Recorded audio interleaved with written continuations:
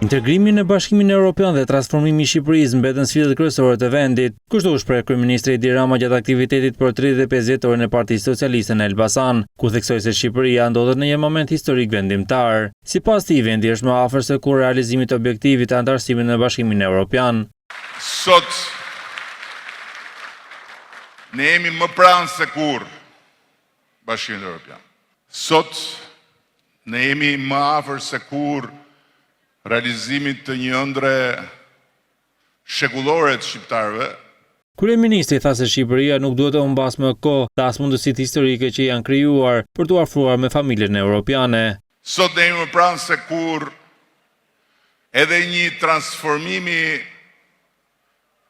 të ri, një kapërcimi në një nivel tjetër për ekonominë tonë, në një nivel tjetër për shoqërinë tonë.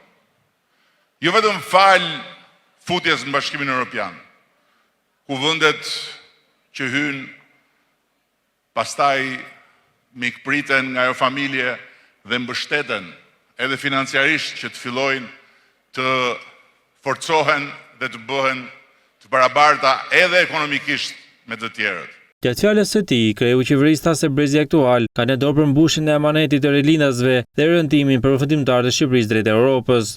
Sot është në duar tona, po ndryshe nga brezat më pas, ne nuk kemi vetëm amanetit në duar, po kemi në duar tona edhe mundësinë e madhe që me duar tona ta ngrem Shqipërinë në krah dhe ta vendosim në atë maj ku e donë të na infrashi, ku e donë rilindasin, ku e donë të gjithë ata që e deshën Shqipërinë të lirë, të pavarur.